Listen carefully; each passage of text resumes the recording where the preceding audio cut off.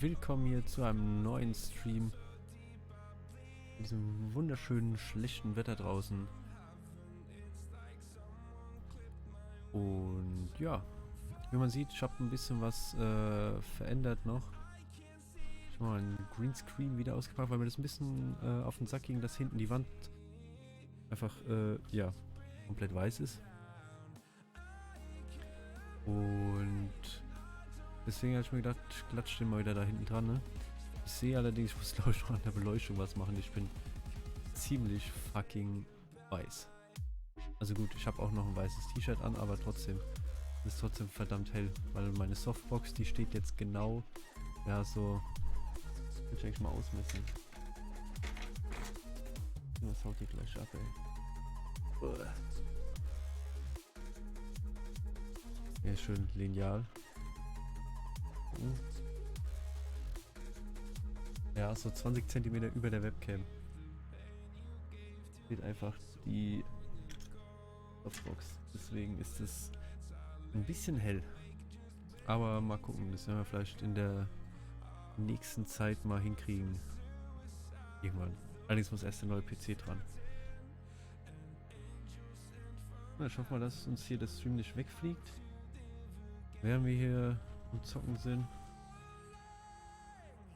Das wäre nämlich ein bisschen scheiße. Ich doch gar nicht.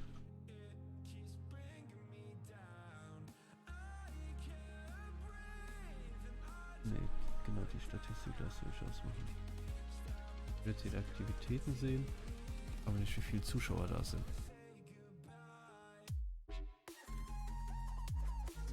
So, was steht heute auf dem Plan? Wir spielen heute wieder Tomb Raider weiter. Vielleicht war zum Schluss dann noch ein bisschen was anderes. Mal gucken. Mal ein paar Video-Reacts oder so irgendwas. Gucken uns einfach mal ein paar YouTube-Videos an. Aber jetzt im Großen und Ganzen spielen wir erstmal Tomb Raider weiter. Und schauen mal, wie weit wir da kommen. Ich weiß gar nicht, wie weit wir jetzt mittlerweile sind insgesamt bei dem Spiel. Und deswegen gucken wir mal. So, genau da wollte ich nochmal hin.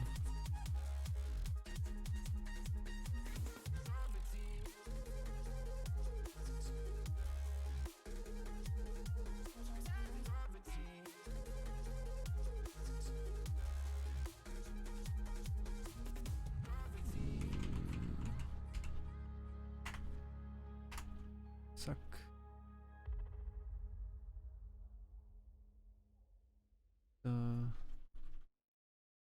Hier können wir auch mal noch machen.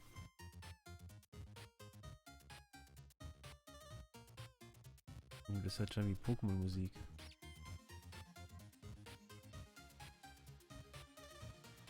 Draußen blitzt es wieder wie sehr schön.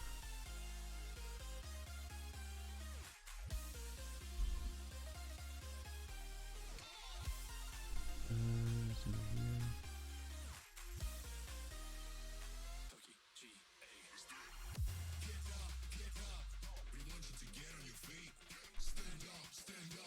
So.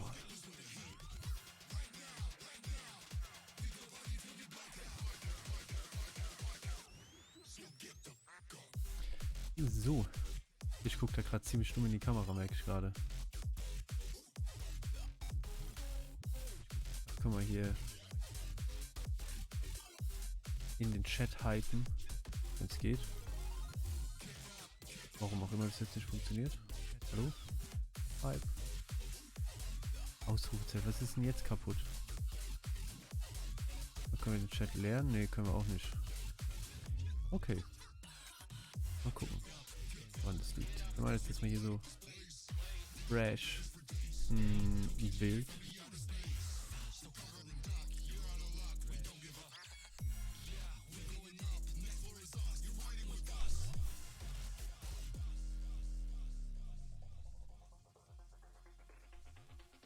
Live auf twitch.tv/Beine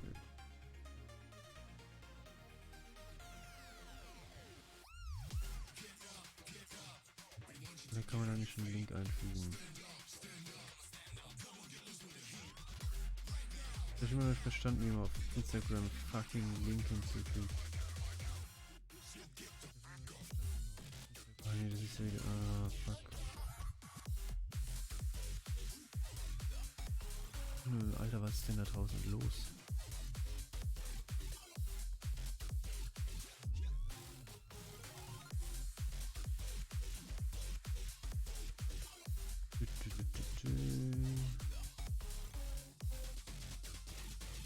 Jetzt einfach nichts dazu, Alter. Was ist denn das?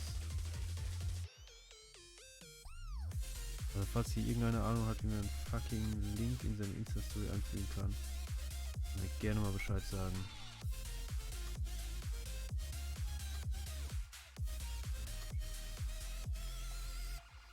Na gut.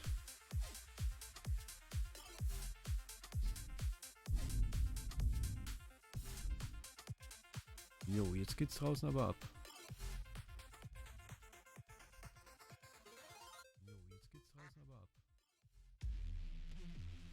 Oh, ich eigentlich meinen Sound an. Ich merke gerade, ich höre mich zweimal. Das ist nice, wenn ich mich selber zuhören kann. So, meine Story. Baba. Wird gepostet. So, Katwan meldet sich schon wieder. Ach du Scheiße. Jetzt ballert hier gerade die ganze Zeit rein, das ist heftig. Und jetzt eigentlich unwärtig vor extrem heftigen Starkregen und Hagel. Okay, also bis um 12. Jawohl.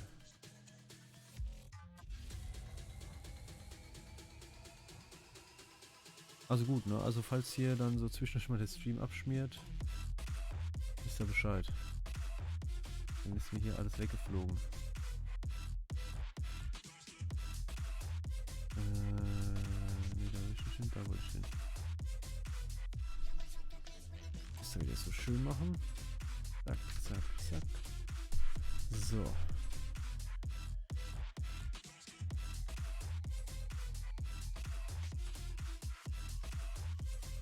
Ah, vielleicht kann ich muss halt das Panel erstmal rausnehmen.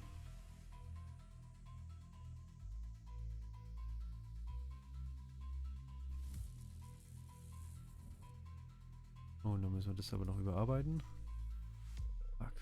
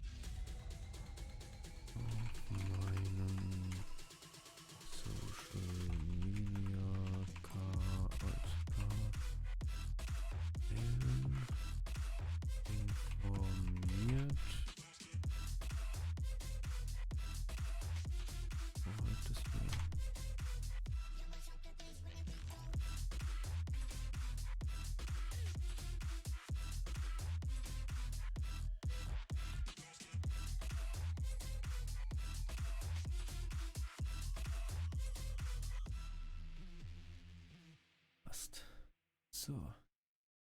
Dann gehen wir wieder da zurück.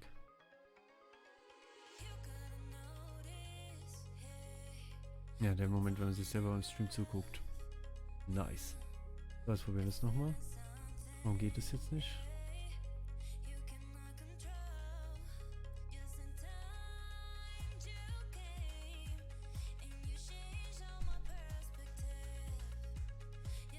Boah, das ist doch kacke hier. Und so ein Fick will es nicht. Wir machen das mal so. Jetzt starten mal das Stream Deck neu.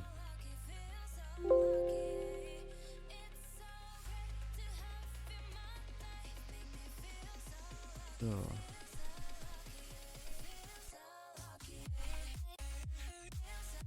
Das hat gerade eben nämlich noch alles funktioniert, deswegen wundert mich das jetzt etwas. Perfekt, jetzt geht's wieder. So will ich es sehen. Ganz einfach. So.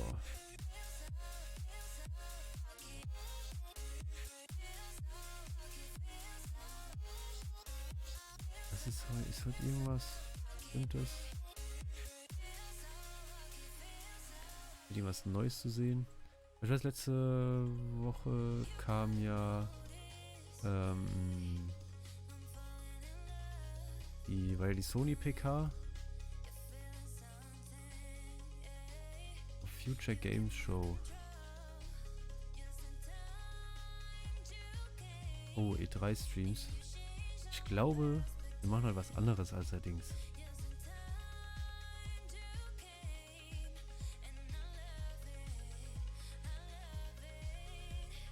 Ich muss mal gucken, wo wir die kriegen. Da dürfen wir natürlich nicht nach Deutsch suchen, sondern wo zur Hölle haben die das alle her?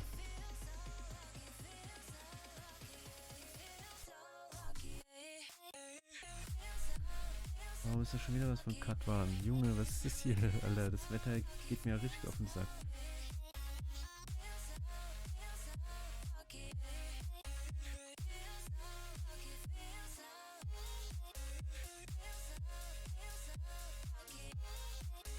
Ja, das wissen wir alles. Das haben die mir gerade eben schon mal erzählt.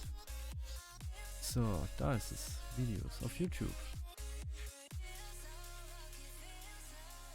Ja, gucken wir da doch heute mal rein. Das würde mich nämlich mal interessieren.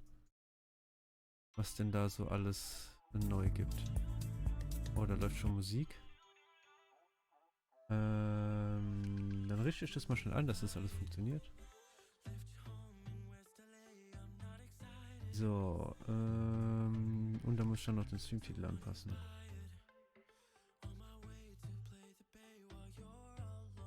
Aber ich habe da sogar irgendwo da. Wenn ich es anmache, ist es dann drin? Ne, da müssen wir noch hier Eigenschaften.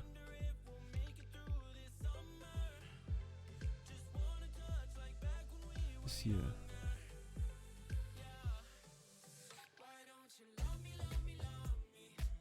Okay, fertig. Gut, da geht es nämlich in 5 Minuten schon los.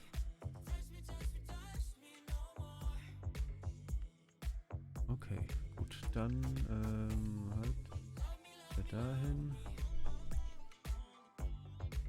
und dahin. Perfekt, so. Quatsch, da will ich schon gar nicht. Wo kann ich das wieder hier machen? Gar nicht. Dann stellen wir das mal hier um. Da will ich schön. Ah, fuck, nee. War das da nicht irgendwo noch?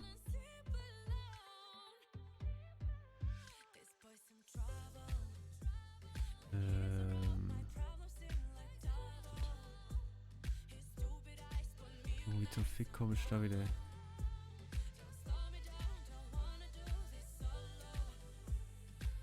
Ich bin hier gerade voll überfordert mit diesem scheiß Mod-Menü da. Dann haben die jetzt bei Twitch jetzt ein neues Mod-System eingefügt.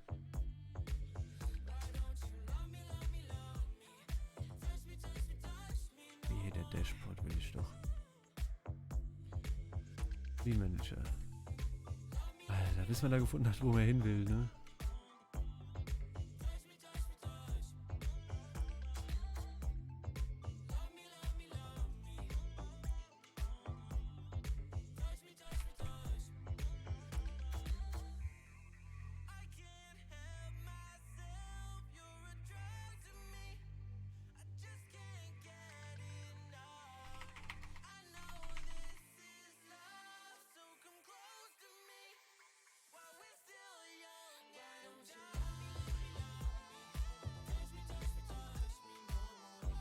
So, Special Events. Fertig. So, jetzt müsste das auch da drin sein.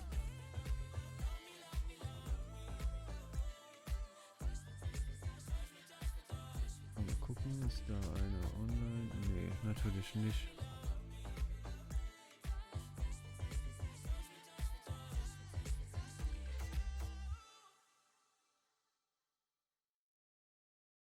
Perfekt, Alter.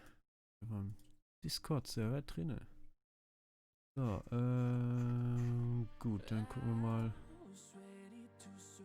Dann noch 4 Minuten.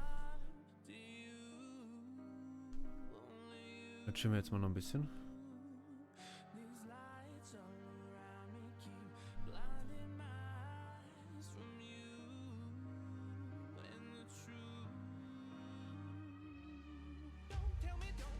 Gucken, ob da einer Bock hat. Einen kenne ich, den will es vielleicht interessieren.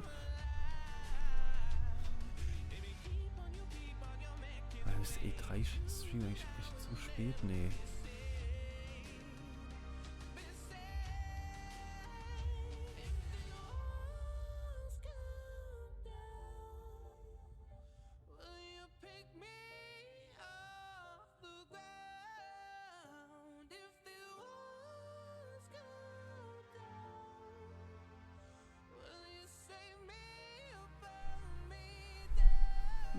Fuck, jetzt juckt's mich, Alter.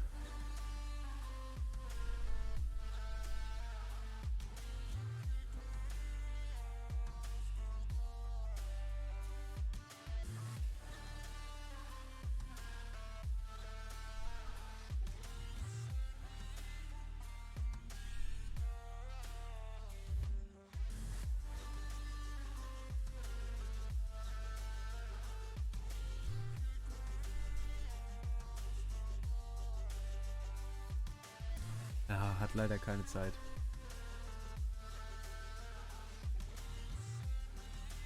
Aber egal.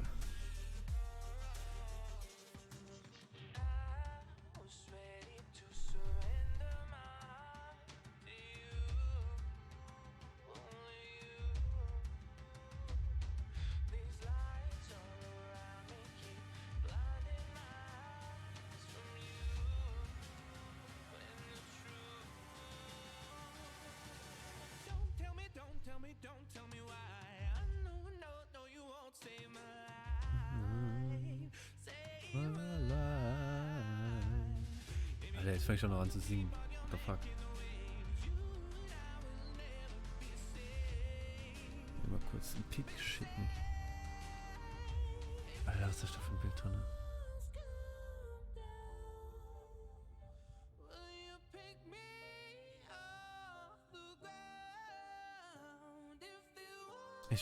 Ich habe gerade gemerkt, ich bin einfach total nicht up to date.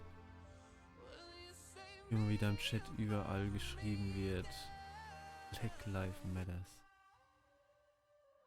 ELM How Long, Xbox 720, Lego Star Wars. Oh shit, Jungs, Mädels, es geht los. Ich mache meine Musik aus und switche mal um. Und mache hier mal schön Vollbild. Und Ton an natürlich. So, ich bin mal gespannt, was uns erwartet.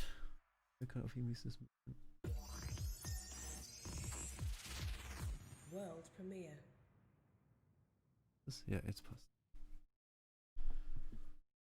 Ich bin hyped. Mal gucken, was an neuen Games rauskommt. Footage is work in progress.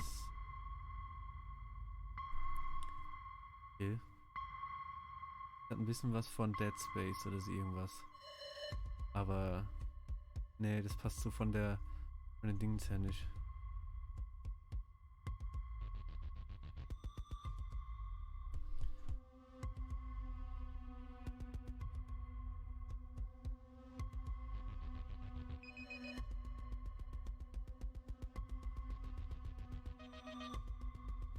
Aber das wäre schon mal definitiv kein Spiel für mich, weil es viel zu dunkel ist.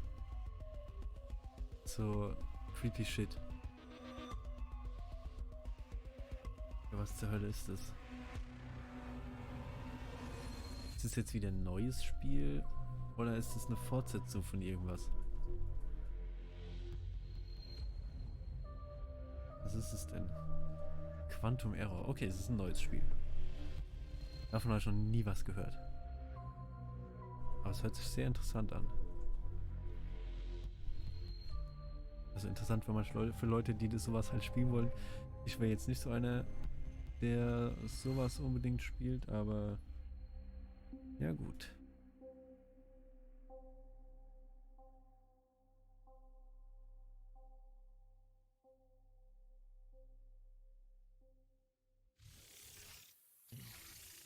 and welcome to the Future Games Show. What a way to start, right? I am Nolan North, and many of you may know me as your ghost from Destiny, or perhaps Dr. Edward Richtofen from the Call of Duty series, or even, the Penguin from the Arkham series. Oh my gosh. Okay, Nolan, we get it. We get it. You've done a million, hundred gazillion games. We got it. Right. Of course, most of you know me as Nathan Drake from Uncharted, where you probably recognize that voice. I'm so happy to be working alongside her again as we host this showcase of upcoming games. Please give it up and welcome the lovely and talented Miss Emily Rose. Hey, Nolan. Hello. Wir haben Uncharted zusammen gemacht. Hi, everybody. Welcome Boah, ich hoffe so, ich würde übel feiern, wenn jetzt wenn die neuen Uncharted-Teile revealen. Da wäre ich voll dabei. As PlayStation 5 and Xbox Series X draw near, Ich hoffe, dass das Stream gut übertragen wird. Ich sehe jetzt nicht, dass es leckt. Kann genauso gut sein, dass YouTube halt jetzt ruckelt. Wenn alle gucken. Aber das werden wir sehen. New gameplay demos from current and next gen consoles, and some of these are so secret. Even I haven't been told about them yet. Wait, they didn't tell you about them? What, they told you? No, like they really didn't tell you about them? People are playing favorites. Because I mean, I have the whole list right in front of me, right there. Whatever, send them to me. And let's get into the good stuff. Okay, so the next title is from Red Thread Games. They're this little indie studio in Norway. I love Norway. You might know them from their Choice and Consequence series, Dreamfall chapters. So get ready for the world exclusive premiere of their new project. What Premiere? Jetzt hat ein bisschen was von Borderlands. Das ist richtig Comic-Style, oder? There is no hope.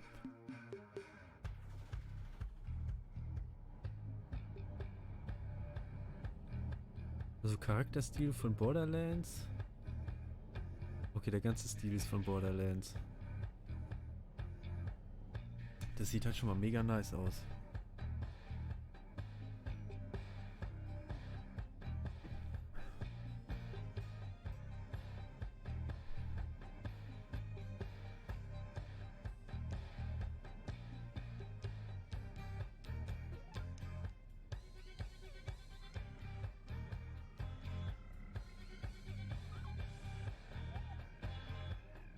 Ich hab so dicke Finger, ich verschreibe mich immer, das gibt's gar nicht. Ich frage noch ein paar andere Leute, ob die Bock haben. So, mal gucken. Die Soldaten sehen irgendwie sehr interessant aus.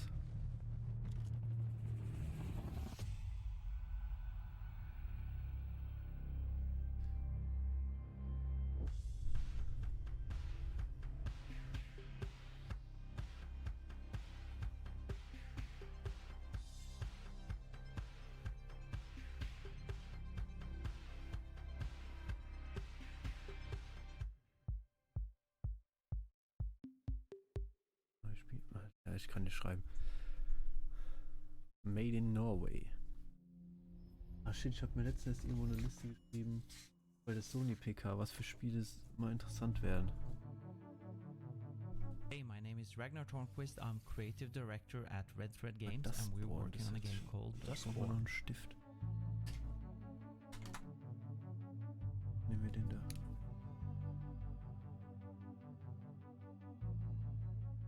Dustborn is a story-driven action-adventure Sieht about a nice band of aus. misfits and outcasts on a road trip across America. It's a game about hope, friendship, love, robots, and the power of words. So in this footage, you're watching our main character Pax explore a small commune in the Pacific Northwest. She's come here with her crew to recruit her sister, but it turns out her sister's not interested in joining the crew. So your job is to convince her and deal with the consequences of what happens next.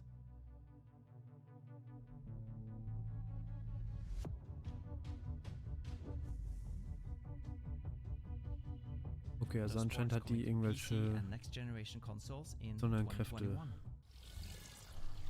Thanks again to Ragnar for that exclusive first look at Dustborn.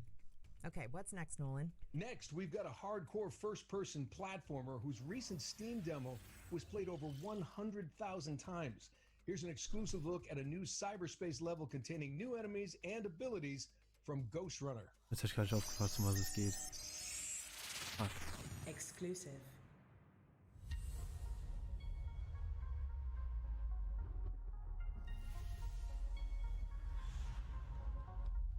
Okay, das sieht irgendwie weird, aber irgendwie auch nice aus.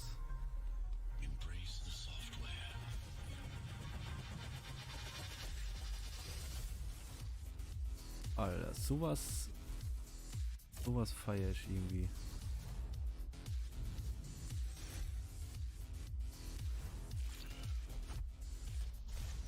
Holy shit.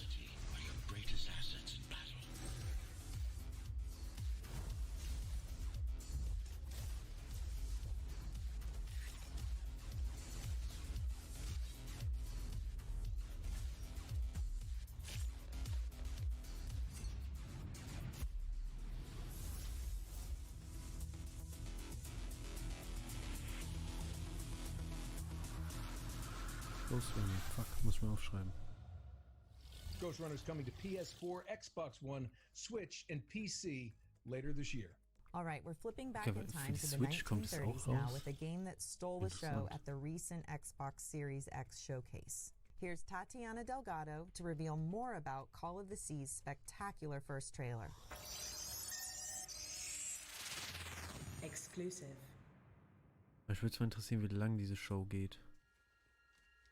Oh, Harry, Der Harry. what have you done? Hello, I'm Tatiana Delgado from Out of the Blue Games, working on Call of the Sea. You might have seen our reveal trailer during the recent Xbox Series X event, but we wanted to take shit, the das hab ich opportunity verpasst. to walk you through it and tell you a bit more about the game. How strange that your Das müssen wir trail mal nochmal ends here. angucken. Call of the Sea is a first-person adventure puzzle game set in the 1930s that takes place in the far reaches of the South Pacific. You take the role of Nora, a woman who has crossed an ocean in search of her husband's missing expedition. At Out of the Blue, we love telling stories and designing puzzles. That is why we wanted to create a game that had a strong presence of both. And also, we always Wir müssen so approach von our der games Grafik her with wie the Sea of player's Thieves. emotions in mind. That being said, although Call of the Sea is a puzzle game, I would say that it is the narrative that drives the game. Therefore, puzzles serve the narrative and make the story advance as a reward when solving them. Some of the puzzles we have to do with the expedition itself, using Okay, the der real-world Dose wird ein bisschen technology of the durchsichtig. era. In others, you will try to decipher what the ancient runes were for. And going back to the story, we have the good fortune of having actress Cissy Jones as the voice of Nora.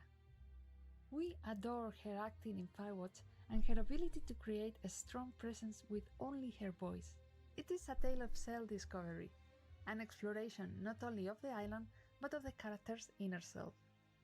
Although our game was inspired to an extent by the works of H.P. Lovecraft, this is not a horror game, but Nee, an fuck. adventure game. We hope to give you a vivid mystery and at the same time an emotional journey. Thank you for your time, and we look forward to revealing more of Call of the Sea in the coming months.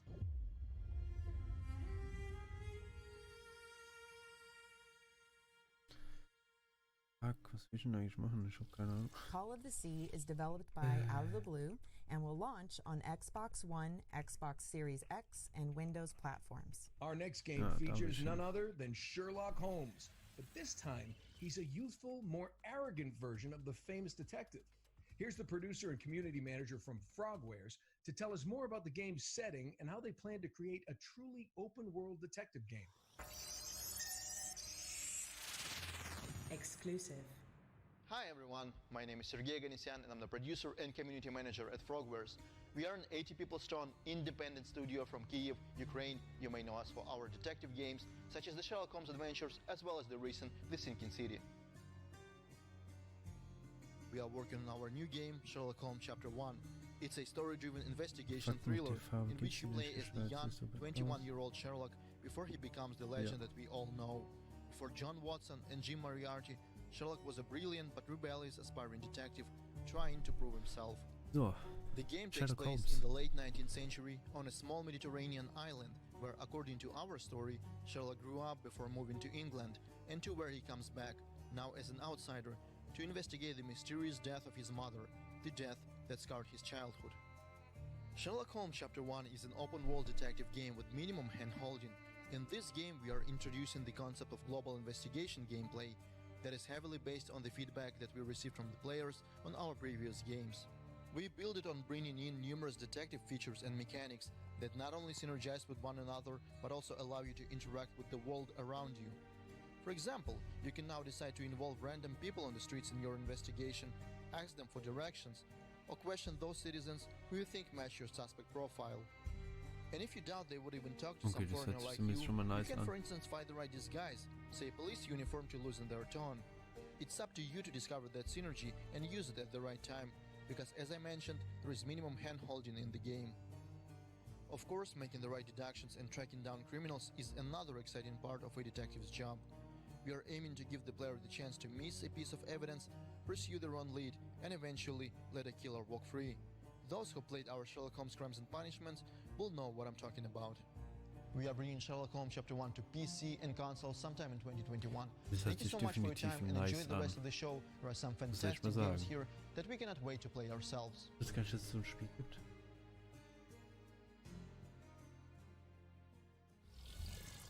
Sherlock Holmes Chapter 1 is coming to PC, current, and next-gen consoles in 2021. In our next part of the show, the Future Game Show goes retro with a series of games that reimagine the arcade and retro. console classics of some of my favorite eras, the 80s and 90s. And what better way to begin than with a bullet hell shoot 'em up created by a small team from Lebanon, including a former Pixar artist.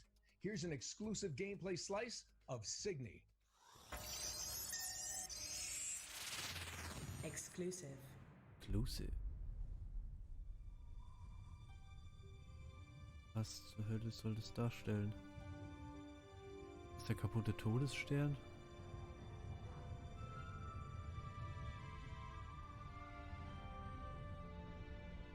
Sieht nicht so aus.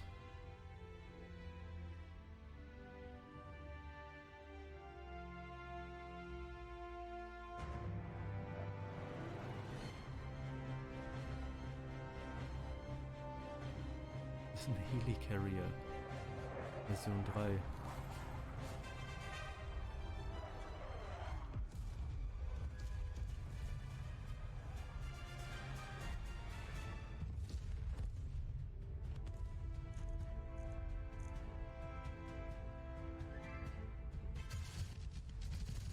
Oh wow, okay. Ich habe mit allem gerechnet, aber nicht, dass es so ein Spiel ist. Das hätte ich jetzt nicht erwartet.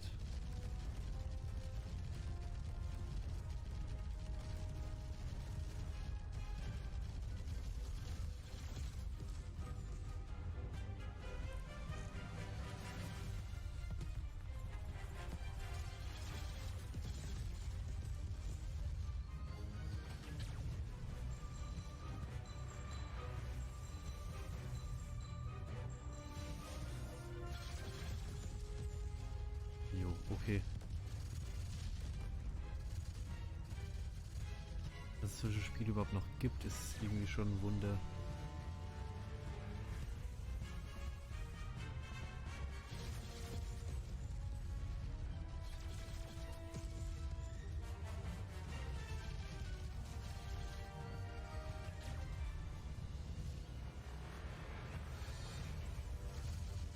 Jo, da muss er ja verdammt schnell sein. Gerade bei den zielsuchenden Raketen von dem Ding.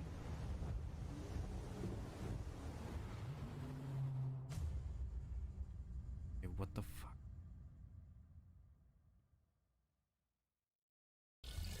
Das wäre Signy E eher is so ein coming to Spiel für Windows, zwischendurch. Mac, and the developers hope next generation consoles.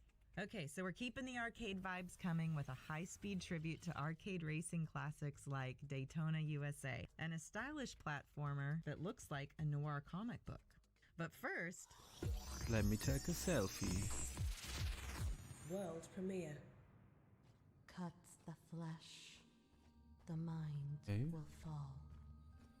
Slay the Sieht seven. Save us all. von der Optik her könnte das Fulfill so what others failed to Richtung do. Binding of Isaac gehen. Mornia depends Oder on links you. hier, wie heißt Stardew Valley. What the fuck? Hat die gerade das Kind oder was der da hatte genommen und wie so einen Morgenstern benutzt?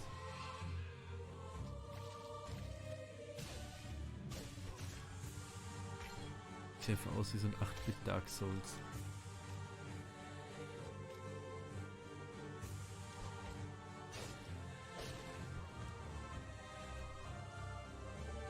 Okay, irgendwie komisch. Mal schauen, was sie sonst noch so in petto haben.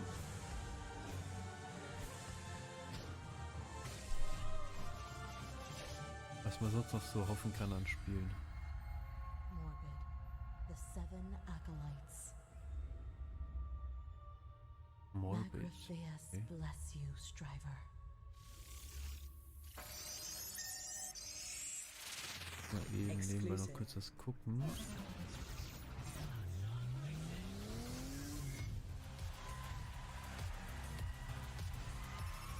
Da wollte ich hin.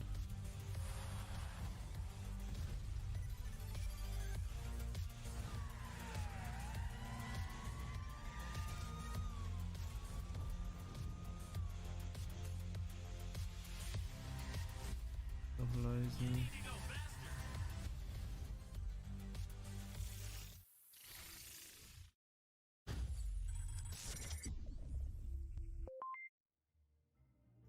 Noch mein Headset? Oder Chris was war das? Tales is our indie love letter to classic Oh, JRPGs. okay, ich war gerade voll So verwirrt. far, we've shown a small portion of the game's overall content and the ways that you'll be able to learn from the past, act in the present, and rewrite the future, all in real time on one screen. This unique presentation lets you see the impact of your choices instantly, and to get really creative in combat by combining skills and playing with time. Speaking of combat, we just updated our demo on Steam to include Wilhelm, the Child Mage, in a mini Colosseum mode that features a number of new, challenging battles. We're really excited to be bringing Chris Tales both to next-gen consoles and all current consoles later this year.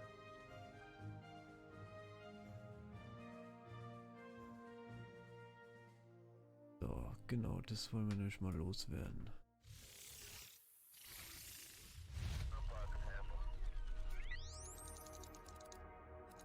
Das brauchen wir nämlich nicht. Das stört mich nämlich, wenn wir da unsere Bots drin haben.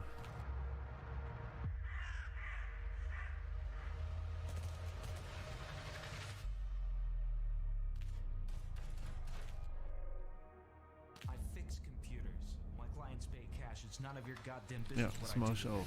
Der Fix Computers. Wait, don't tell me you're with them. So. Ich will ja da drauf gehen. Okay, ich weiß nicht, so Grafik irgendwie. What's next? Also es ist nicht unbedingt so immer was für mich. Now it's our time to be heard. Join the revolution. Liberated. Mother. Where the hell did they drop me? And finally, we're delighted to announce the release date for Neon Abyss, a frantic action platformer which fuses classic visuals to an ingenious roguelike dungeon system. Its publisher, Team 17, has encapsulated the spirit of independent games for over 30 Also von dem years. Bild her würde with ich schon titles mal including sagen, das Worms, sieht nice aus. Overcooked, The Escapist, and a whole lot more. Exclusive. Rated T for Exclusive. teen.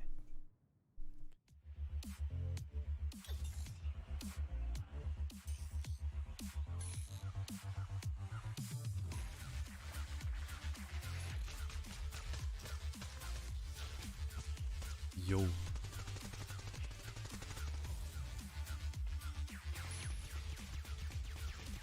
Okay, das hat irgendwie was, das Game. Sieht halt komplett weird aus. Aber es hat irgendwie was. Das ist der Scheiß. Und dann einfach mal abdancen.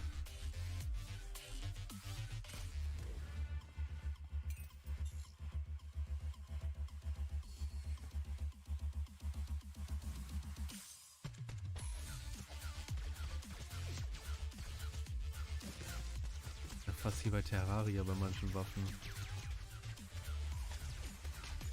Wenn du den übelsten Shit raushauen kannst. Das juckt einfach keinen. Details scrollen. Ah, wir können auch runter scrollen. Immer Bloodborne PC. Der ganze Chat zugespammt.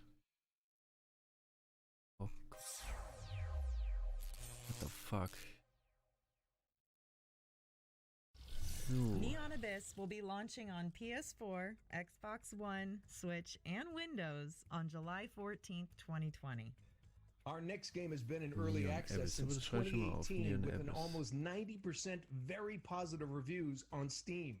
Here's an exclusive look at the new Easy Day Academy High School level in Ja, skateboarding wenn du denkst, sim irgendjemand hat deine Skater Story XL. angeguckt auf Insta und dann guckst du rein. Liest einfach nur so, Exclusive. ja, bla bla, ich schick dir von mir alle Bilder und bla bla. Das ist jetzt Neon Abyss. Ich glaube schon, Neon Abyss. Ah, Skater XL. Ich weiß gerade, das wäre hier ein neues Tony Hawk Pro Skater oder so.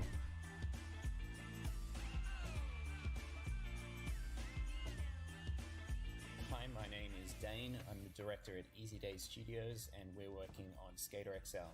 Today we're showing a first look at the Easy Day High School level. This is a new environment we've been working on for some time and we're excited to show it off today. Jawohl, kann ich auch, mach ich aber nicht. This level is based on something that's really key to skateboarding, which is the California school environment. This is something that's been in countless skate videos. Du glaubst, over du the zockst years. jetzt was? Elementary Alles schools, klar. high schools, very Mach common das. sort of area, type of terrain for skateboarding.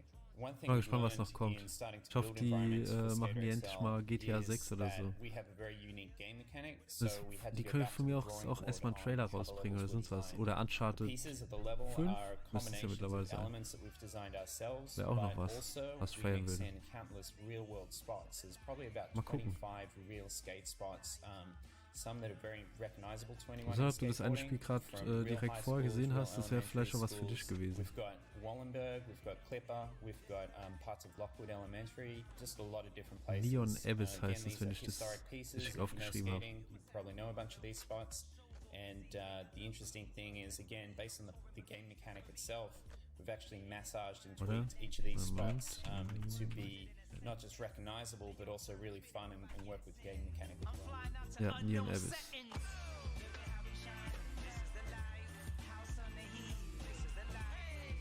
Okay, hatte eigentlich erwartet, dass es so deins wäre, weil es ja schon irgendwie, ich weiß nicht, geht es so in Richtung, wie heißt wieder? Fuck, wie heißt das komische Spiel für die Switch, was du da hast? Was du durch die Dungeons fetzen musst. Ich weiß, mir fällt gerade der Name ein. Fuck, wie heißt denn das? We didn't actually program tricks into the game. Ja, We fällt just mir einfach nicht programmed ein. movement, and with that movement, you're able to do all kinds of tricks. So as you build up your skill, you're also building up your ability to articulate and perform those tricks in different ways. The element of style and Dead execution Cells, comes genau, into Dead it, Cells habe ich and that's gemeint. really where the satisfaction, the fun of this game comes. That you're really directly in control. Wäre eigentlich so irgendwie in You know, die just Richtung like oder real nicht? skateboarding, Bloß halt mit there's krasseren such a Waffen. depth in the ways that you can use that board and how you can develop your skills. It becomes a very personal thing, and in the real world, that leads to all these other things that pop up Also aber around nicht, wer ich als erwartet, wäre skateboarding, ein the neues culture and Tony the Hawks. creative side and the community, and that's something very unique to skateboarding you don't see with other things. So, you know, our goal has really been to capture a lot of those elements and bring them into the game as well. The interesting thing is that it's been a decade since the last significant entrant into the skateboarding genre, and it hasn't been explored in recent times when we have all these Wie different sieht mir das things ein available to bisschen, connect the ich weiß community, nicht, zu to put lame aus? content out, different platforms. So we're Nichts seeing gegen das, was really die interesting explosion Entwickler of sich dabei gedacht content, haben, our so ein Spiel creative zu machen, das community, halt einfach mal was and Neues wieder modders gibt. and all these Aber different things happening, ich fand so die around the Tony core of Hawks the game. So Teile, it's really exciting wo du die to see where this ganzen could lead in Tricks the machen future. musst und Skater sowas. XL is coming out onto all major Irgendwie ein bisschen platforms July interessanter. 28th, and that includes Nintendo Switch, PlayStation 4, Aber Xbox gut. One, and PC. Mal gucken, ich weiß nicht, was die da sonst noch so drin haben. Thanks, Dane, and the whole team at Easy Day Studios. Our next game bills itself as Synthwave FPS, which means it looks nice and you shoot things. It's already been a big hit on Steam, and we're pleased to Synthwave announce today that FPS, it's now okay. coming to Mal gucken. Xbox One. Oh, This Xbox One. is Nice. GTTOD. Get to the orange door. Get to the Orange Door. What the fuck haben die sich bei dem Namen gedacht? Alter.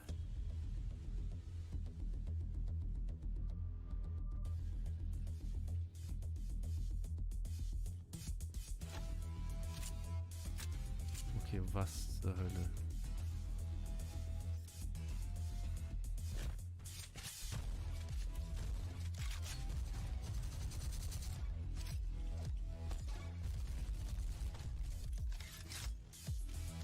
Jo, was soll das denn für so ein, keine Ahnung, so ein Stier, so ein Minotaurus mit einem Laserschwert? Da hab ich mich da gerade verguckt. Holy shit.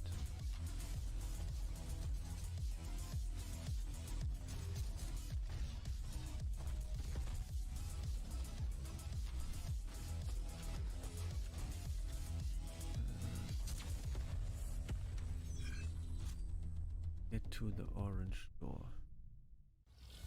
Get to the Orange Door is coming to Xbox One in 2020, and we're pleased to announce that 2020. a new demo is available right now, free to download on Steam. Okay, Nolan, come on, you're dying here. What are you talking about? I'm not that bad. No, I mean you're gonna be dying when you play our next game. A third-person action-adventure, get this, it's set within a coma, where you explore your memories while fighting for your life. Okay, I'm confused. Voll, Alter. I Koma-Simulator think I oder need to was? see the trailer. All right, glad you asked.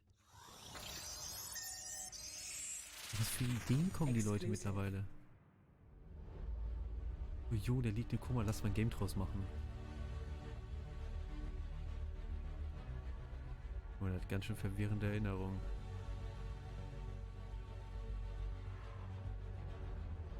Your only weapon is your mind. Oder? Nee.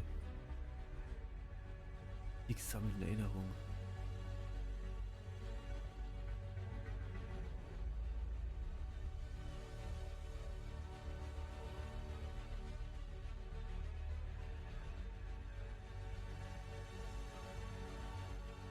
What the fuck?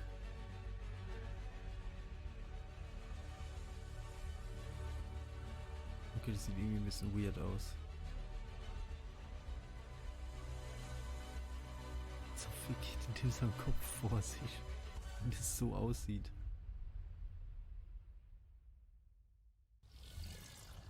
Waking is 18. coming to Juni, das Xbox heißt, es kommt and ja Steam on June 18th, die 2020. Woche. Who wants an exclusive premiere? Well, I'm not really Oh no, was asking ist here. das? Das ist This irgend is so ein actually happening. Pixel-Shit. Our next game is a sequel to the critically acclaimed World War II flying sim Bomber Crew, which boldly goes as close as its licensing team allows into a new era. You get it. Okay, mal gucken, was da jetzt dazu kommt. Es kommt nicht mal was Gescheites und nicht mal so... Na gut, was Gescheites ist wieder Ansichtssache. Aber was auf das man auch wartet, würde mich mal interessieren.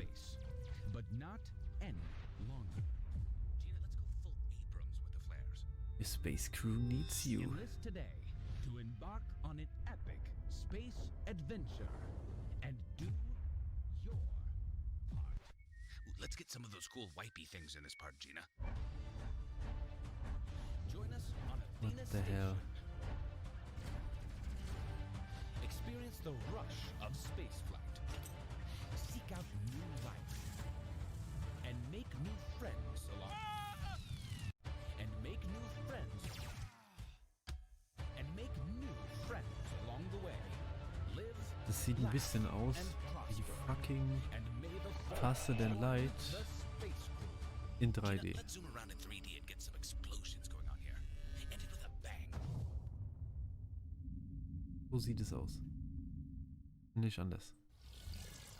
Space Crew is published by Curve Digital and will launch on PC, Xbox One, PS4, and Switch in late 2020. Hey, Nolan, I got a good question for you. You ready? What is scarier than clowns? Nothing is scarier than clowns. You know that. Well, you wouldn't say that if you'd been to Wales. You should probably cover your eyes for this. Okay, was ist denn jetzt Horror-Game? Exclusive. These are not words I wish to write.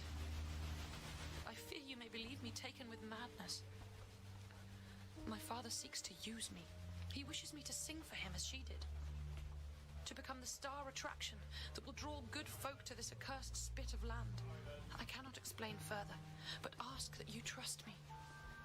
Your love, always, Elizabeth. Hello, Deep my name is shit. Ben Tester, and I'm head of marketing at Wells Interactive. Ben Right Tester. now we're finishing work on a new Das title, Spiel bestimmt Made schon of vorher Scare, and getestet. we're really excited to be able to share with you this new and exclusive gameplay footage. Na gut, ich weiß, der Witz war richtig schlecht.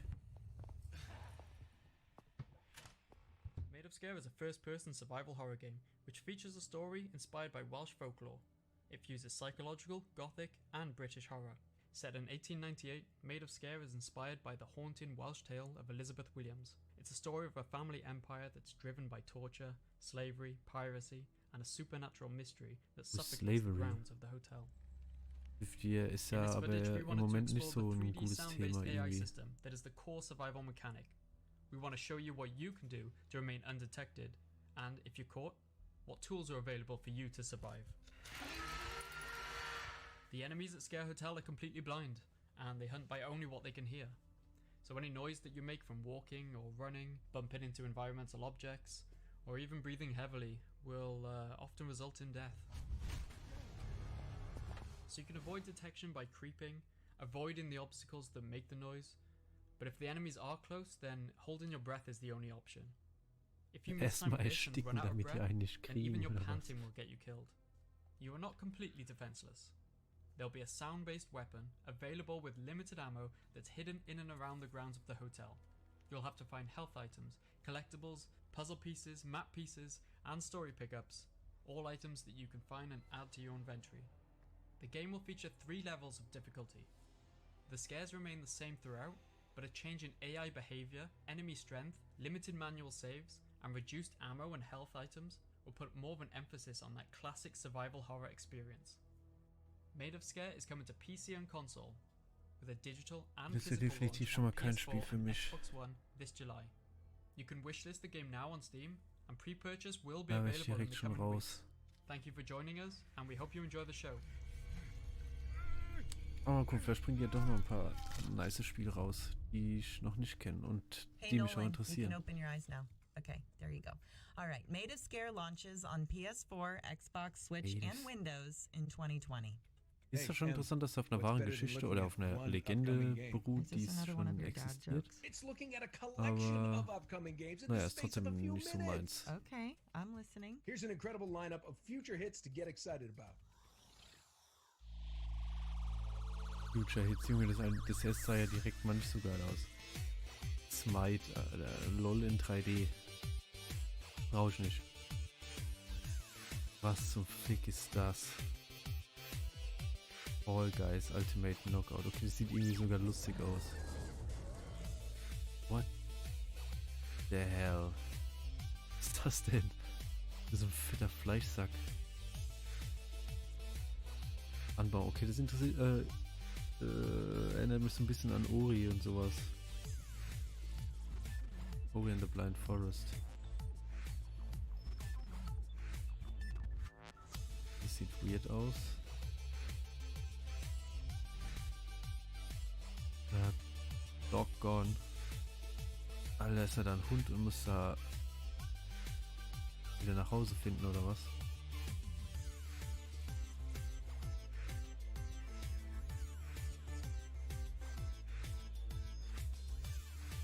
Jo, what the fuck? Dieses Spiel habe ich gerade überhaupt nicht verstanden.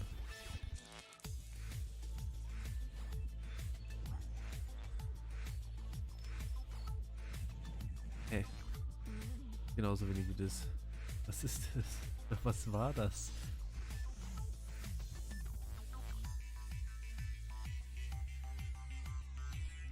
Richtig krasse Grafiken, die da raushauen, ey. Mal sagen.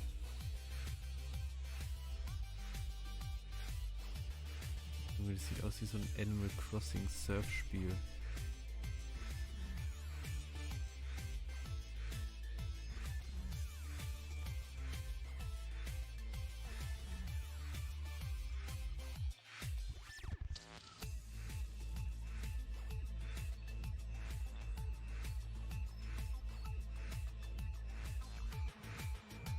Windjammers, okay.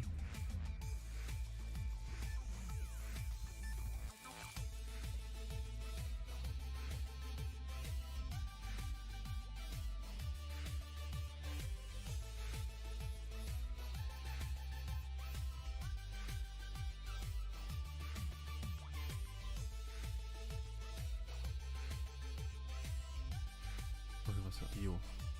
Arc Age. Okay, das hast du sogar schon mal überlegt, ob ich das mal spiele, aber irgendwie war das dann doch nicht so.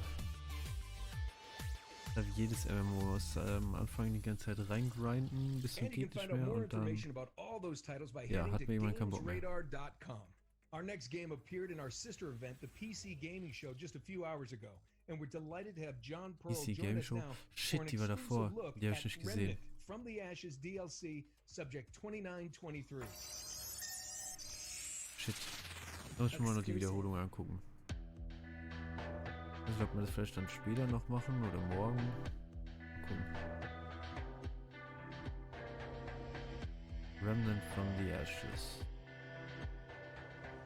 Hello, I'm John Pearl, the design director at Gunfire Games. Right now, the team is hard at work on Subject 2923, the final DLC for Remnant from the Ashes. This DLC is much larger and more expansive than any of the previous content we've released. Das war halt so ein Spiel, das hat mich irgendwie ein bisschen am Anfang so ein bisschen an Dark Souls oder sowas erinnert. Aber in Dark Souls hast du halt keine Waffen. Also, keine Schusswaffen jetzt in dem Sinne. Außer Pfeil und Bogen. This DLC will introduce a brand new campaign that takes place a year after the events of the campaign of Remnant. This campaign focuses on the origin of the Dreamer project and how it connects to the Roots invasion on Earth. With the footage we're showing, we're giving y'all a sneak peek at the icy and unforgiving heights of the new explorable world of Reesum. The inhabitants of the world are an entirely new faction of enemies. Das wäre vielleicht so ein Spiel, was man sich mal noch angucken könnte. Humanoid rats. In combat, you'll find they are as resourceful as they are deadly. Der hat einen fetten Pfeil im Rücken. This DLC has a lot of additional content.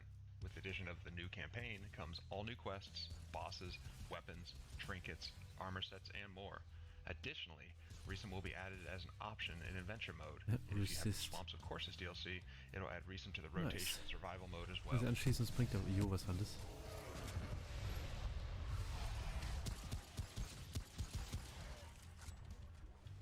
Subject 2923 DLC is coming to PC. Die Waffen sehen aber auch ein bisschen weird aus. PlayStation 4 on August 20th. We can't wait Sieht for everyone so to nach Modded Till It Breaks so aus. much for tuning in to find out what's next for Remnant from the Ashes. Hope you all enjoy the rest of the Hier schon future ist game meine Uhr show. vibriert. What the fuck? Das ist nix. Komisch. Alright, so Remnant from the Ashes, Subject 2923, will launch on Xbox One, PS4, and Windows PC. Ja, logisch, da wo das Spiel rauskommt, ist sollte man auch das DLC auch rausbringen. For something completely different. Das Bild sieht schon irgendwie Exclusive. what the fuck aus. Everybody loves playing board games, now they're finally cool. But they're not so easy to play when you can't meet up with your friends or loved ones. Dann Don't spielst du fret, my old Tabletop chums. Simulator. Here at Thunderbox HQ, we've been working tirelessly to create state-of-the-art AI, amazing computer graphics, a bitching synth soundtrack, and our laser-powered but totally harmless haben die denn da für das Video genommen? Also, we can bring you the retro sci-fi survival strategy we like to call The Captain is Dead. Let me just load it up for you.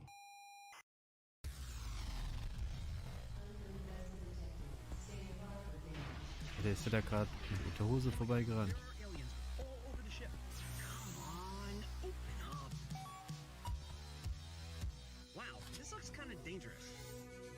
Jo. Weil da ist seine Waffe aus. Ready. Get your goddamn dirty tentacles off of my spaceship. Biological components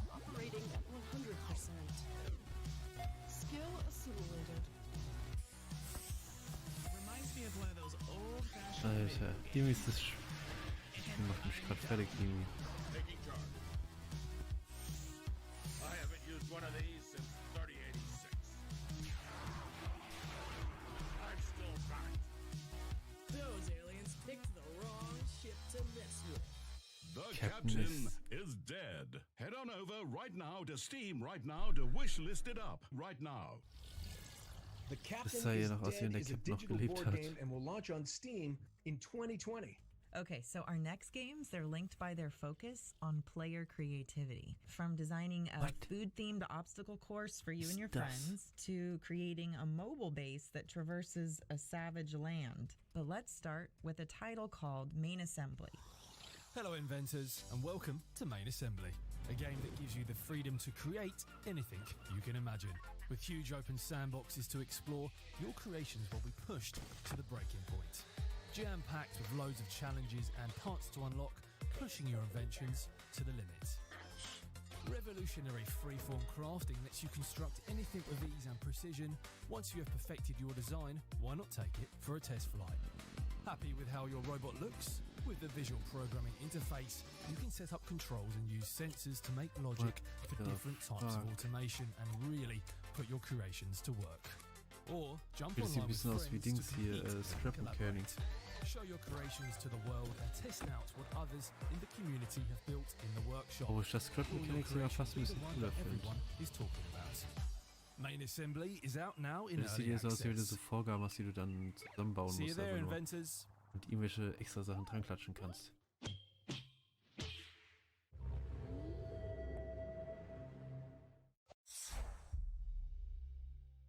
Team 17.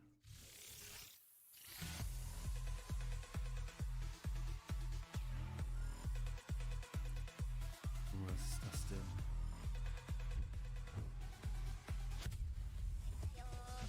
Hello, my name's Jamie Jackson and I'm from Mythical Games, and today we're super excited to give you an in-depth look at our new games, Blanco's Block Party. We're a new studio created by a bunch of veterans who helped create some of the world's biggest Holy game shit, also bis jetzt habe ich noch nicht viele Spiele including Call of gesehen, die Duty, jetzt World of wirklich Warcraft, interessant für mich wären, wo ich sagen würde, DJ jetzt Hero, gucke ich schon Guitar auch. Hero and Minecraft Story Mode.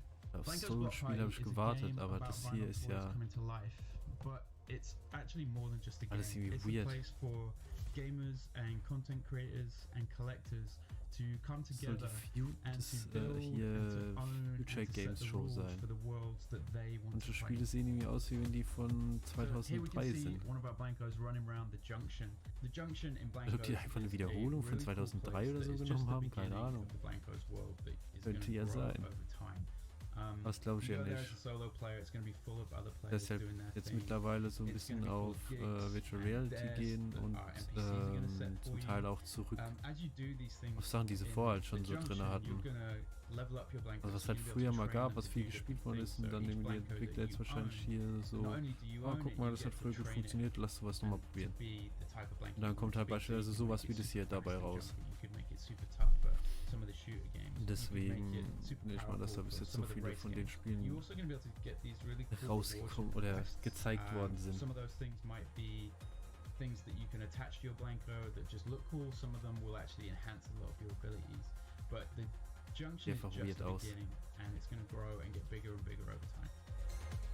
Now what we're seeing is some of the UGC content. So everything here, people just built using the UGC editor. We wanted it to be super easy for players to build and create these levels. Key to it is everything can be done with a game controller. In Blanco's Block Party, you're going to be getting new content seasonally. And what that means is we're going to be delivering you some really cool stuff that is only available for that Ja, season. beste Idee, So um if you das go buy a rauszuziehen. Blanco in season 1, that won't be available once you get to season 2. So if you manage to snag one of the cool ones, you're going to be one of the few that gets to keep that for as long as you want to keep it. The same applies to any of the dares and the quests. Those are going to be locked to a season, and anything that you get from completing those things only is available in that season. Ownership is a key part of the experience. Das So our war proprietary zwar irgendwie technology interessant, aber platform es ist einfach provides voll true scheiße. ownership of what players Machst da buy die and Aufgaben, create holst through dir extra die verifiable ganzen assets. Sachen, It dann allows darfst us du to die in der nächsten legitimize Season nicht the mal type mehr of grey benutzen. markets that pop up around so many games, and it gives players the power to dictate Das the finde ich value persönlich of ein those bisschen, assets. And naja, the key thing is you as a player kacke own it, gemacht. and we're going to make it really easy for Die you to wiederholen do jetzt what einfach you nur noch want die with ganzen that. Szenen, oder? Players can create der the fertig world that they gespielt want hat. in Blancos. We've just provided really easy tools so that you can build whatever world you want to build and set the rules for that world. The limit really is kind of your imagination. Flanco's Block Party is coming to PC later this year, and we will be announcing more news around additional platforms and our beta soon. Achso, Simon, falls du noch zuhörst. Da kam letztens, als ich mit dem Aljoscha die, was war das, die PlayStation PK geguckt habe. Da haben die auch ein neues Spiel vorgestellt. Sony PK, Destruction All Stars. Das ist so eine Mischung aus Rocket League und Wreckfest und Hot Wheels. Du kannst praktisch durch so eine Arena rennen, kannst dir dann ein fucking Auto holen, was eventuell sogar Waffen hat, und kannst damit die anderen komplett auseinandernehmen.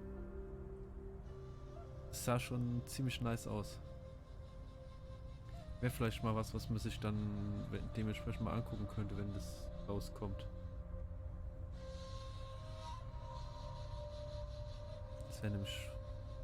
sah nämlich eigentlich ganz geil aus. Was war da jetzt? Welche uralten Sachen? Also uralt im Sinne von historisch. Nee, nicht historisch, weil das sieht aus wie ein fucking Drache.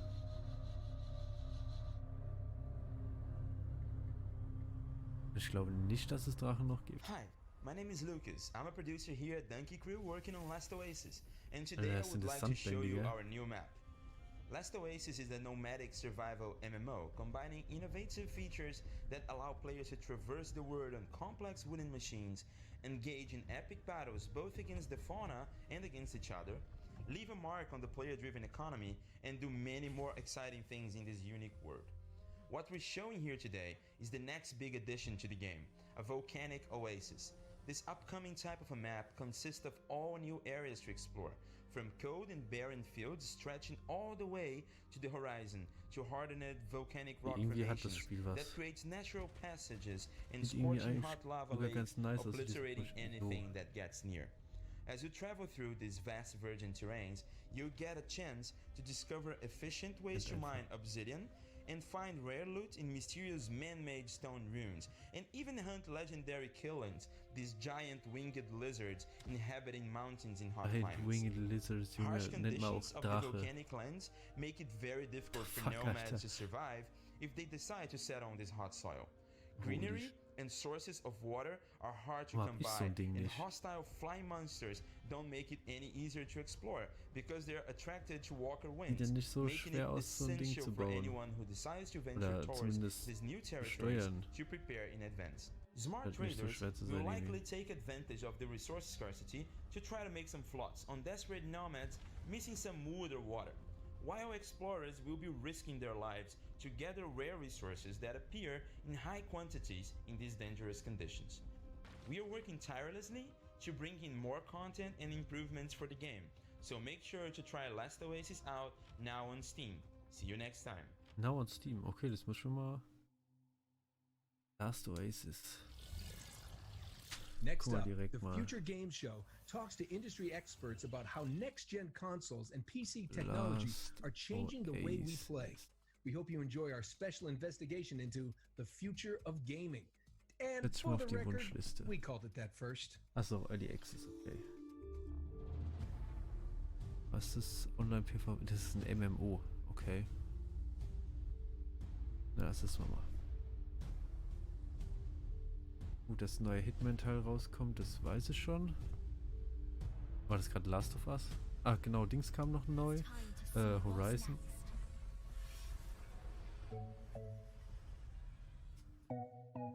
The future of gaming.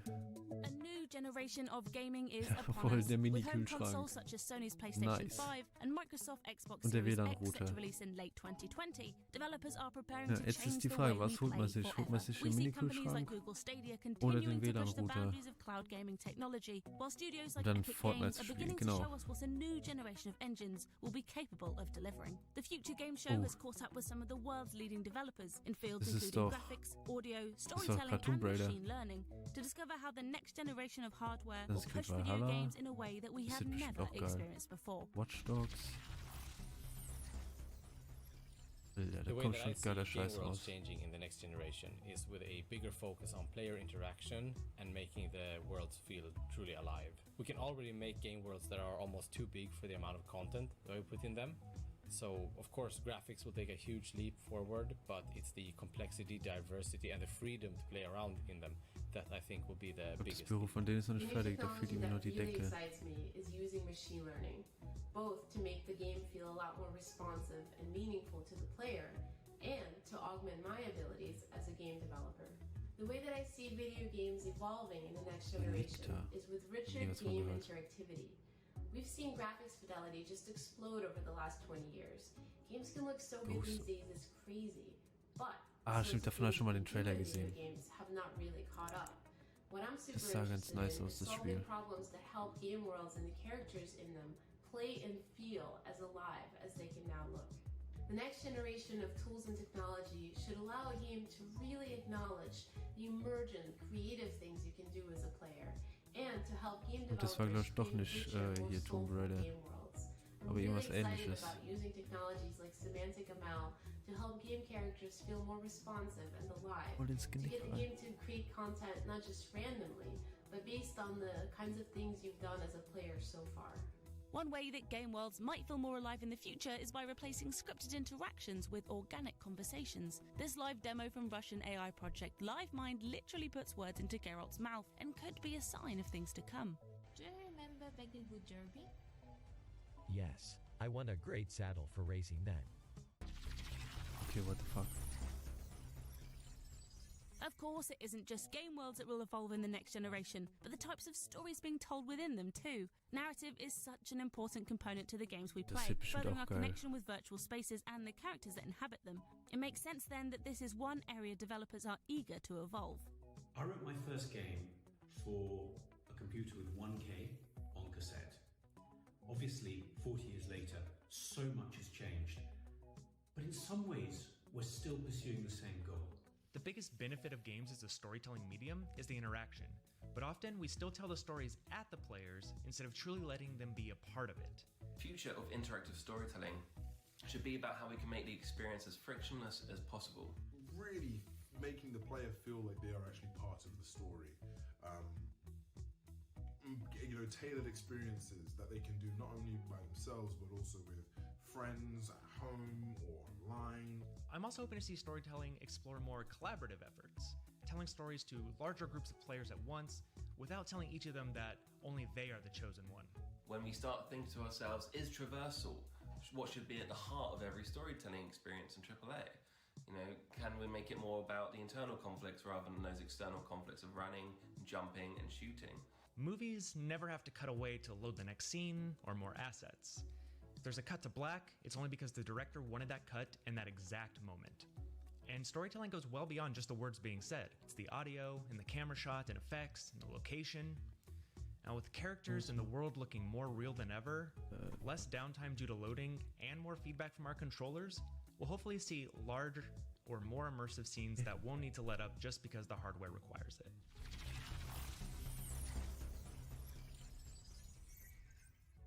A new generation of hardware means we are about to encounter a new frontier for graphical fidelity and visual effects. That's a given. But what about game audio? Sony and Microsoft are putting more emphasis than ever before on audio. And in the way that sound can draw us in game worlds like never before, can our sense of immersion in virtual spaces be about to change Die hat nicht mal entirely? gucken und dann hatten wir die ganze Zeit da Leute drin. Recorded and expressed in a much bigger sense. Die zwar da sind, aber nichts machen. Technologies such as Was brauchen wir ambisonics nicht. and ambisonics are being rediscovered, and people are starting to think in different ways of how we could even push the boundaries even further. So one of the things that's so exciting about the next gen audio is that it's promising just a whole new level of immersion. Obviously, the PS5 3D audio is kind of the most So, und dann machen wir das auch outspoken noch, wenn das nicht example of this. funktioniert. And so with that new immersion, hopefully is going to come whole new levels of player engagement. This is something that's very special about sound and music, is that it really gets to, it accesses the core of who we are, and the fact that we have 3D audio will enhance that in a much grander sense. How we play.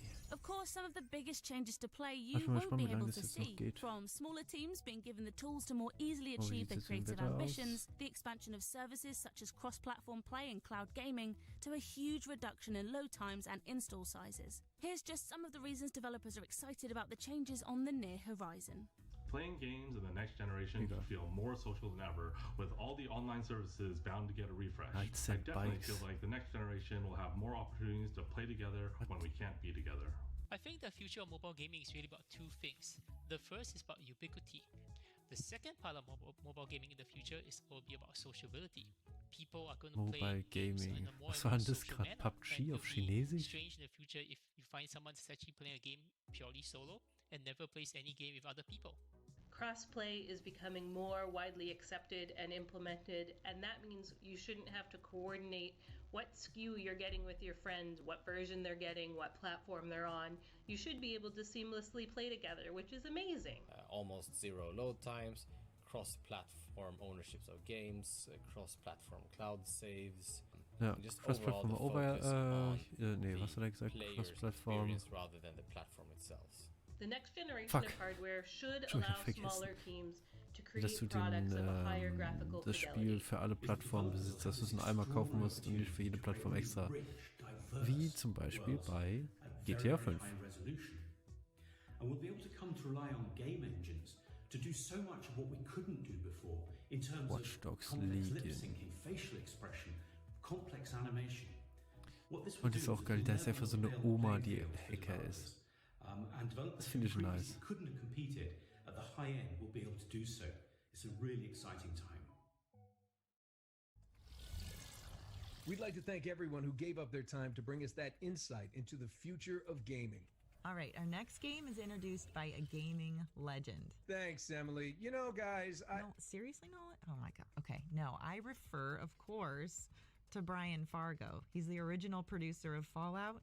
He's here to tell you about the action RPG Wastelands 3. Let's take a look. Wastelands 3. Okay. Exclusive. Blood and Gore. Oh, das hört sich schon interessant an. Hello, everybody. I'm Brian Fargo. I was the executive producer on the original Fallout and Wasteland series. And I'm here to tell you today that finally Wasteland 3 is Was hat er da hinten für eine Lampe, coming Alter? on the 28th for Ein the Pott. Xbox, PC, and PlayStation 4. Magisches Fläschchen. Who would do this? Also ich muss sagen, dafür, dass das Spiel neu ist, Who would murder families ist die and Grafik children? jetzt nicht so der Hit. Let's find the monsters who did this. Ah, okay, das ist so ein Spiel. Okay. Dann vergesst, was ich gesagt habe. Bei so einem Spiel ist das normal. Ich hätte jetzt gedacht, das wäre wirklich First Person, aber das ist so ein Taktik-Dings. Wie XCOM oder sowas.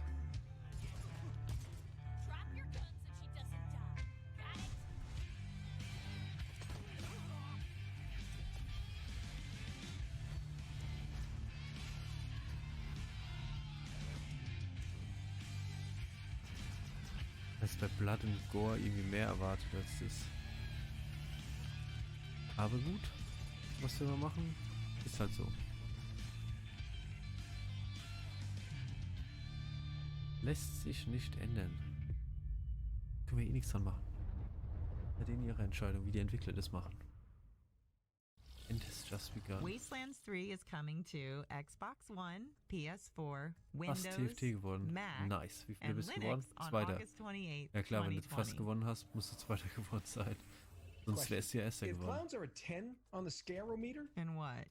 My dying is like a 4? Yeah, we've been over this. Look, if clowns are like high, Ah, then our Dritter. next game needs a new scoring Nice. system. Check out this new gameplay from Survival Horror Remothered Broken Ja, Porcelain. TFT ist ja so Glücksspiel. Du musst halt drauf hoffen, dass die Exclusive. anderen dir nicht deine Rated Champs M for wegsnacken. mature. Sonst hast du zum Schluss die Arschkarte gezogen. Come in. Good evening, Mr. Ashman.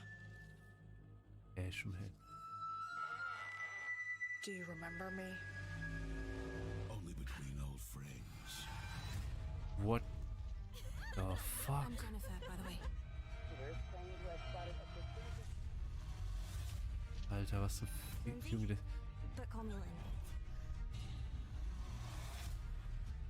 Der Typ sah gerade einfach aus wie fucking Snoke aus den neuen Star Wars Filmen. It's just a bad dream. It's just a bad dream. Die stehen wieder mit einer Axt.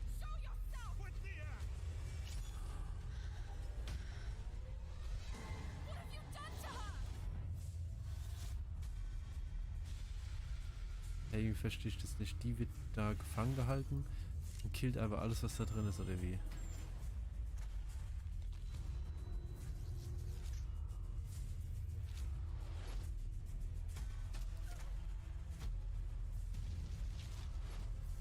Ich check bei manchen Spielen gerade irgendwie einfach gar nichts. You won't do it, Mr. Ashman. Of course I will. Was? Remothered. Zurückgemuttert. Zerbrochenes Porzellan. What the fuck?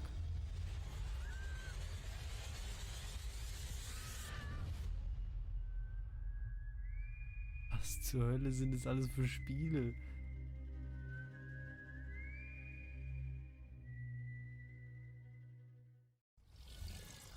Remothered Broken Porcelain comes to PS4, Xbox One, Switch, and Windows in late 2020.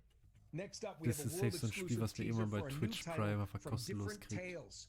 No spoilers here, but if there's a full moon tonight, we all should stay inside. World Premiere. Das ist eigentlich oft nicer Scheiß dabei. Also bis jetzt war da relativ nicer Scheiß dabei. Okay, jetzt mal ganz im Ernst. Welcher normale Mensch chillt abends noch mit seinem fucking Holz,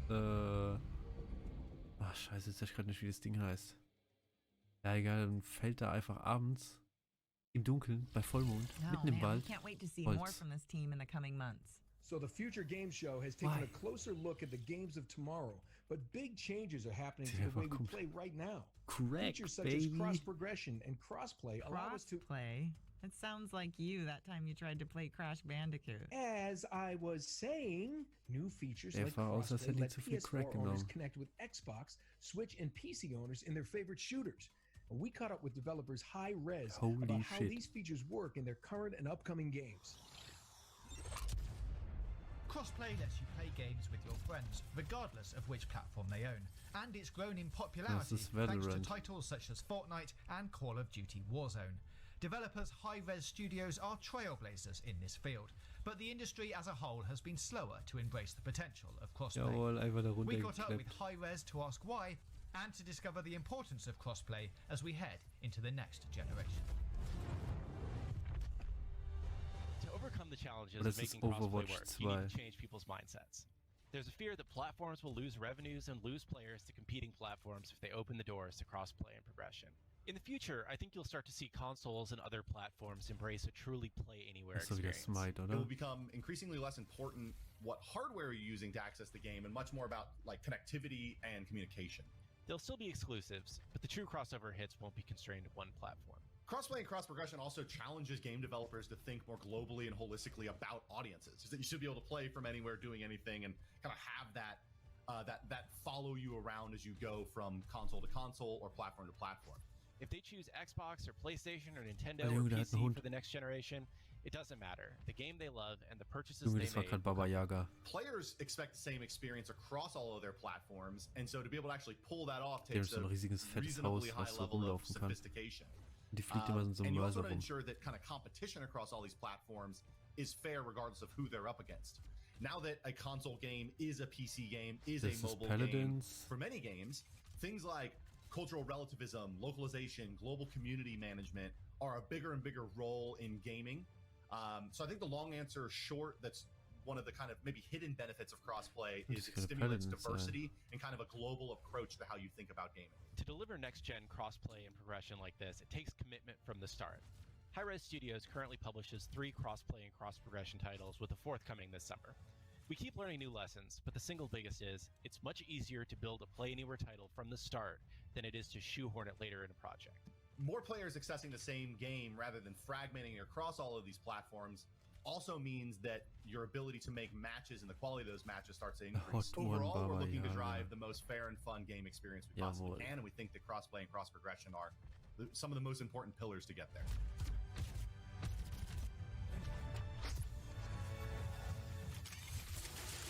You guys ready? It's time to get paid! Don't worry, Demo was born ready. What's up, everybody? I'm Scott Lucier, aka Scott Gandhi, and I'm the lead designer at First Watch Games.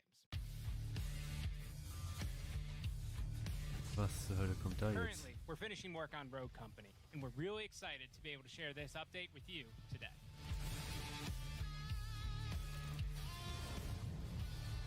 Rogue Company is a third-person shooter that features a unique blend between action-paced gameplay and objective-based game modes. In Rogue Company, you play as a rogue, which are a group of elite mercenaries that operate outside of the wall, and they drop in exotic locations all over the world.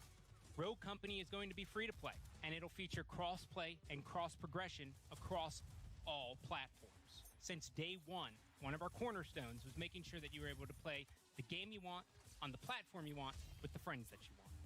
At the end of the day, Rogue Company can be summarized in one word: inclusive. Okay, das sieht irgendwie Today ganz we nice are in the aus. late stages of Rogue Company development, which means we're testing cross-play and cross-progression features, polishing weapons, rogues, and Aber da maps. frage ich mich dann, ob The dann beim majority of my Crossplay time wieder die Leute, die mit Controller spielen, also halt Konsolenspieler, ob die dann wieder so Zielhilfen haben. Dass die mit dem Controller besser auf dem Ziel drauf sind. Das würde mich mal interessieren. Weil das ist immer das Problem, was man dann hat bei Crossplay, dass die anderen dann irgendwie besser zielen können, weil die automatisch hinterherziehen.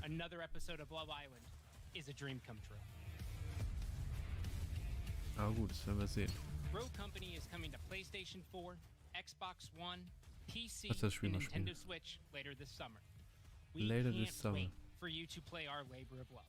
To sign up for the alpha, head on over to roguecompany.com. Thank you and enjoy the show. Rogue Company, das schreibe ich mir noch auf. Big thanks to the teams at Hi-Rez for that look into the future of crossplay and info about their upcoming titles. Now we all know the next generation consoles are getting closer. Oh, das Spiel habe ich schon mal gesehen. So here's an Weiß aber nicht, exclusive wie es look heißt. at what's to come in Square Enix's third-person shooter Outriders. Outriders, genau. Da bin ich hyped drauf. Exclusive. Next time Das on Spiel, the Outriders broadcast. das feiere ich. We'll be taking a look at the Irgendwie. journey into the unknown. Also zumindest das, was ich bis jetzt Plus the so in den Trailern gesehen habe, finde ich das eigentlich mega geil. a hostile world. We'll also be showcasing a brand new area and delving deeper into our next class, the Pyromancer. Coming next month. Pyromancer. Das Wegburn. We can't wait to hear more about Outriders in the lead up to release sometime in holiday 2020. We're heading 150 years into the future next, where humanity is struggling to survive and human brains are being transferred into robot bodies. Here's more on Disintegration. Okay, es beginnt. Further. See what we've got. 5 integrated outlaws. Sir, have you got weapons and shelter in there? Maybe you could give us a chance to rest. We may have more of interest to you than guns. Hi there, my name's Marcus Leto. I'm the president and creative director at V1 Interactive, and we are currently working on our brand new debut game called Disintegration. And das we sieht are auch super excited aus. to finally be getting ready for it to launch soon. Wow, look at you. Yeah, I guess you took the hard road. With Disintegration, we set out to build something truly unique. It blends some great parts of a first-person shooter with a real-time tactical elements in a way that's never been done before, and in a way that required us to invent all new gameplay mechanics in order for it to work. Core B dropped. The story of Disintegration is something that's set about 150 years from now in the future, where humanity's really struggling to survive And one means of survival is taking the human brain and actually implanting it within an armored shell and attaching that to a robotic armature, allowing them to survive through this period of time. Once in these robotic armatures, humans now find themselves in a world where they are super strong, they're super durable, and some of them don't want to return back to humanity again. And so a new army is developed called the Rayon. In this world, okay, das hört sich jetzt mal... Jawohl, gönn dir. Das heißt mal, wenn hier die Future Games Show vorbei ist, geh ich erstmal raus. Da muss ich erstmal die frische Luft. Aber ich habe keine Ahnung, wie lange das dauert. Ich weiß nicht, ob in den Comments irgendwas steht. Nee, das steht. PC has no PC 2. Nur Bloodborne PC, Cock. Alter. Eine Scheiße da in den Kommentaren. Ich hätte es einfach komplett vergessen. Aber das Spiel sieht fett aus.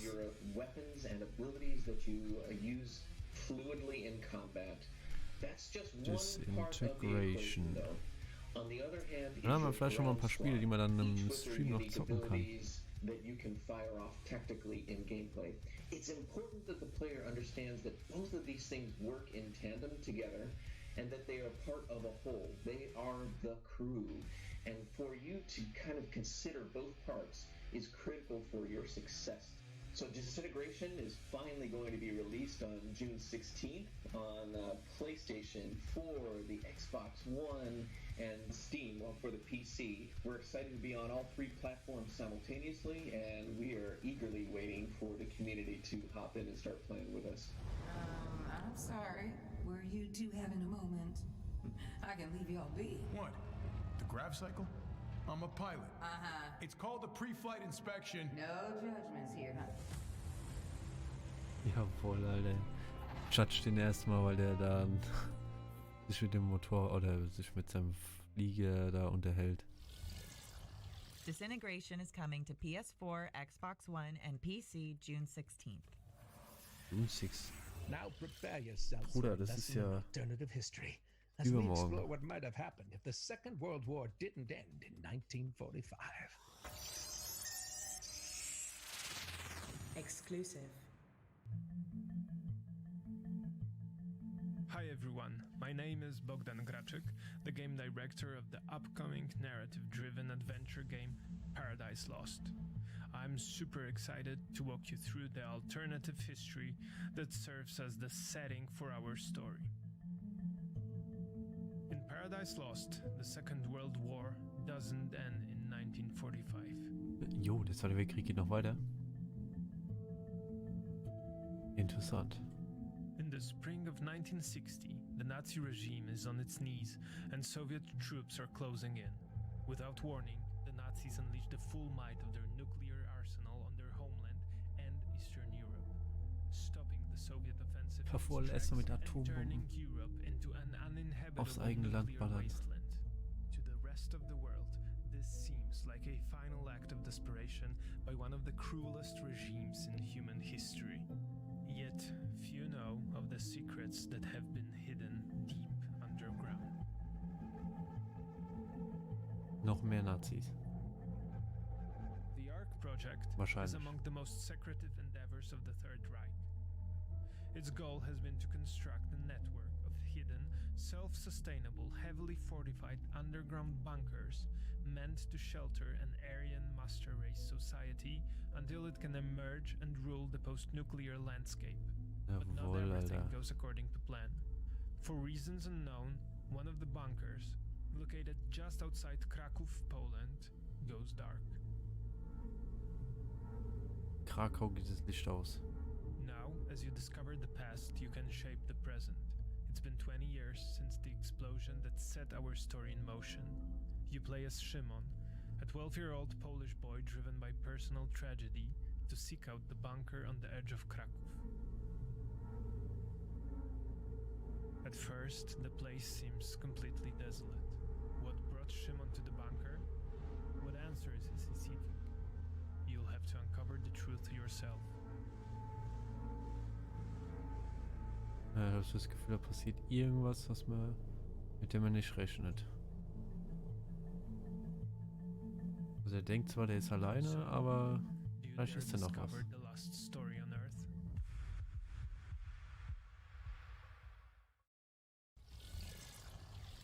Paradise Lost is coming to PC, PS5, and Xbox Series X. Our next game... Wait a second. Emily, have you crossed another thing off my script? Hey, we discussed this. You can't be trusted. Unbelievable. Okay, fine. Just roll the tape. World premiere. Jetzt. Operation Tango. You choose agent.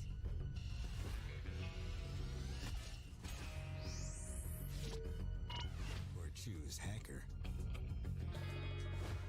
Hackerman. It takes two to complete the mission.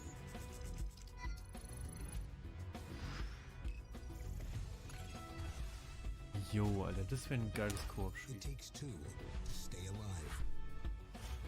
Also Simon, falls du noch zuguckst, das wäre vielleicht was für uns. Was hier gerade läuft. Operation Tango. It takes two to save the world. Ah, kommt das nächstes Jahr.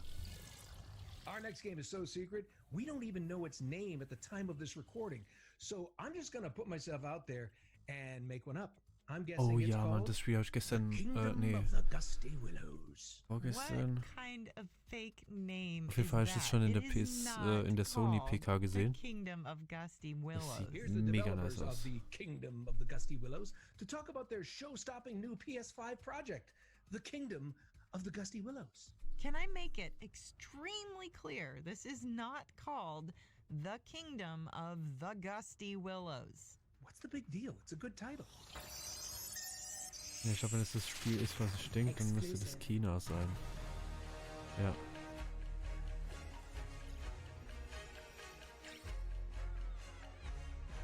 Sorry, Nolan, the name isn't Kingdom of the Gusty Willows. Ja, It's actually Kena. called Kena Bridge of Spirits. Hi, I'm Mike Greer. I'm the Chief Das Creative finde ich irgendwie Officer at voll geil, Ember das Spiel. And I'm Josh Greer, Mike's brother. Ich finde auch die I'm the kleinen Chief Fische da voll Operating süß. Officer here at the studio. You may have seen our game Kena Bridge of Spirits at the Sony PlayStation 5 event. And today we're really excited to share a little bit more about the project with you. So, what's this game all about? Well, Kena Bridge of Spirits is a story-driven action-adventure game that combines fast-paced combat with exploration and a really fun, charming companion mechanic where players are going around collecting forest creatures that we Alter, das Spiel werde ich mir sowas von So safe you play holen. as Kena. She's a spirit guide who has traveled to this forgotten village and soon discovers that there are many trapped, lingering spirits. And it becomes clear that there are larger forces at play that have sort of corrupted the environment and stopped things from moving on. Jo, Alter, das ist eine Hexe. Well, the main focus of the game actually revolves around helping these trapped spirits. So each kind of level or world that you enter is all focused and kind of themed around the corrupt spirit that's lingering. And to really help these spirits, you ultimately have to get to know what happened to them in their past life. And to do so, you're looking for clues in the environment, facing combat challenges, solving puzzles. But ultimately, it all relies on building and growing your team. Yeah, the rot are key to like sort of every aspect of gameplay. They can be used in combat, to augment abilities. They can be used to manipulate the environment, to carry things around for you. The more rot you have, the stronger you're going to be as a player, and the more abilities you get to unlock. The trailer does a lot of things, but one thing we wanted to do was make sure we established the tone and sort of darker elements that are in the game. And people see the rot and the cute characters, and they immediately fall in love with them, which is great. But the opening cinematic, Genau so geht's mir auch, als ich das zum ersten Mal gesehen habe. Kind of battling these spirits, we wanted to use to kind of set that darker tone and establish these, the player is going to be, exposed to some darker themes in the storytelling. We're targeting a holiday 2020 release, and it'll be coming to PlayStation 5, PlayStation 4, and the Epic Games Store. We're really excited for everyone to get their hands on the game. Oh nee, nicht wieder Epic Games. Fuck.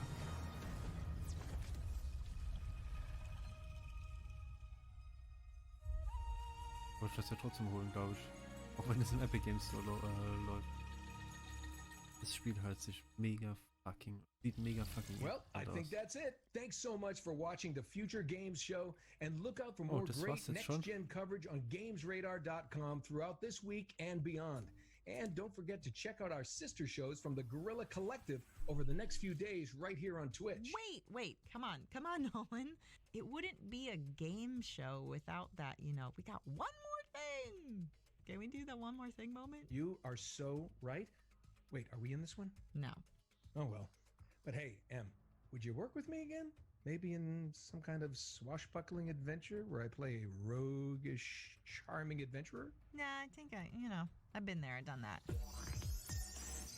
Oh, das hört sich nicht so an, weil das anscheinend Team wieder, oder? Die machen einfach wieder einen Scherz.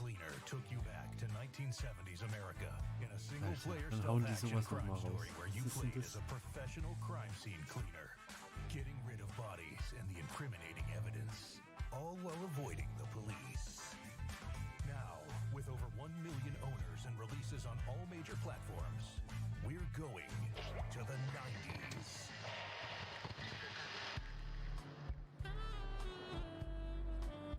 Die gute Grafik auf jeden Fall. Rolli am Start.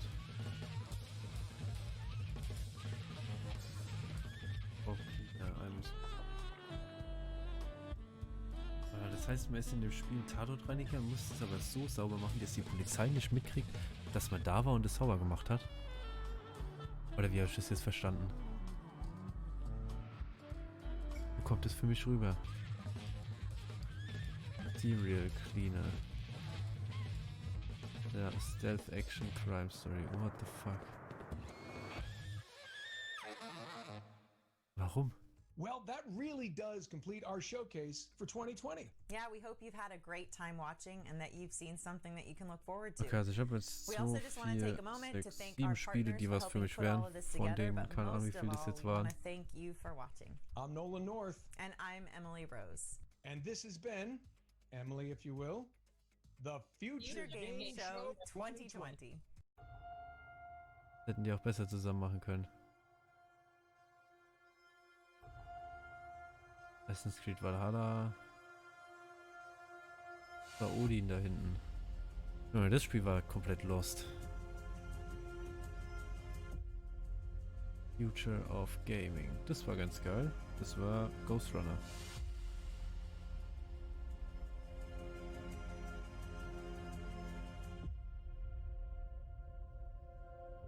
Ja, was zur Hölle war das? Ah, war das Dings? Okay, manche Spiele haben sie, glaube ich, gar nicht genannt, wenn ich das jetzt so richtig sehe. Ich glaube, das eine war das Avengers-Spiel. Last of Us.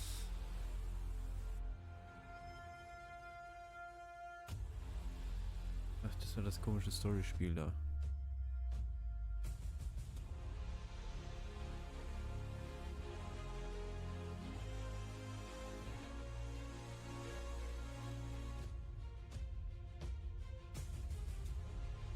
Ja, das ist das Avengers-Spiel.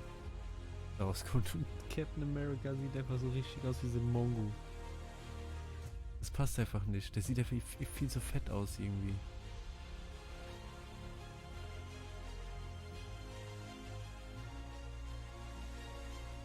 Neues Halo?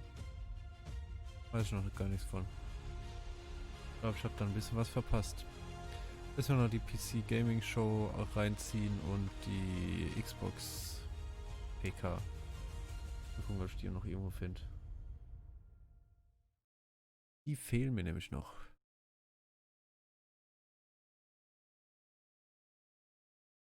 Ich würde sagen, das war's jetzt. Ja. Thanks for watching. Mal das zumachen, dann machen wir die Musik wieder an und switchen mal um. Holy shit. Jetzt 2 Stunden lang.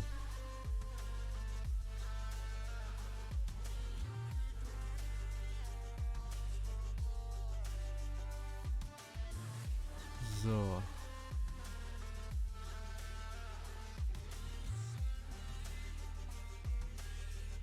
Dann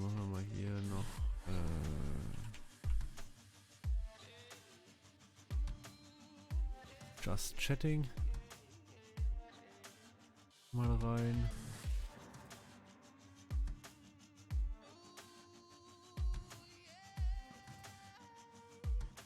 So.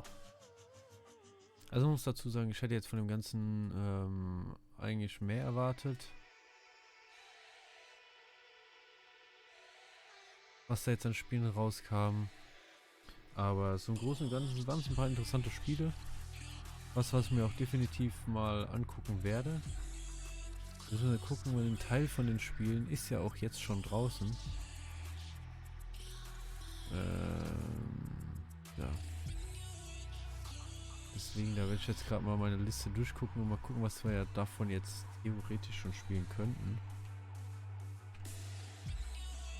So, ne, das kann man noch zur Wunschliste hinzufügen, das Spawn. Fuck. Okay. Ach, das Spawn war das, genau. Das wäre in komischen Kräften da.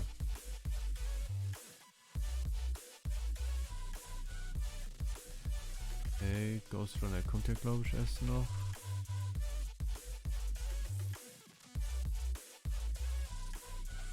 Aber das setzen wir mal auf die Wunschliste. Das will ich definitiv zocken.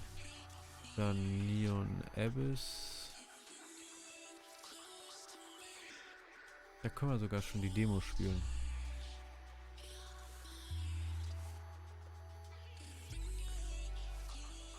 Theoretisch. Packen es mal auf die Wunschliste.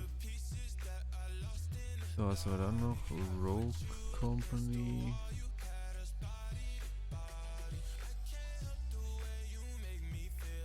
Ah, warte mal, Rogue Company, war das wieder, fuck, war das überhaupt für Dings gedacht?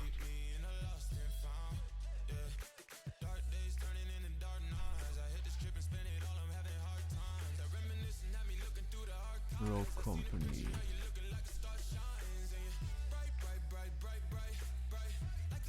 Ah, Epic Store, natürlich. Was sonst? Stimmt, Outriders kommt ja auf Steam, soweit ich weiß. Outriders.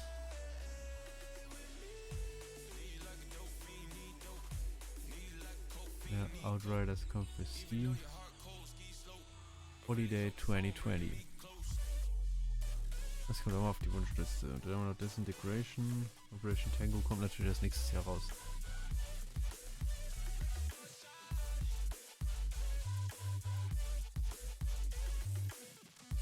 So.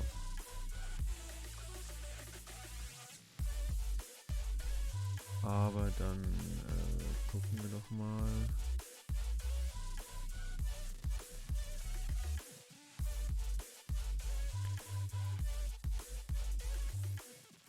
Aber ansonsten würde ich eigentlich sagen, war es das jetzt erstmal heute vom Stream. Eigentlich dachte ich ja, wir spielen heute Dings weiter, Tomb Raider. Da ich aber dann gemerkt habe, dass ja hier die Future Gaming Show ist, habe ich mir gedacht, machen wir mal das. Ist vielleicht auch mal ganz interessant. Dann bin ich wieder auf einem neueren Stand, was jetzt so demnächst an Spielen kommt. Und ja. Dann würde ich sagen, bedanke mich fürs Zuschauen. Würde mich freuen, wenn ihr beim nächsten Mal wieder mit dabei seid. Und bis dahin. Haut rein, Leute. Macht's gut. Und einen schönen Abend noch. Tschüss.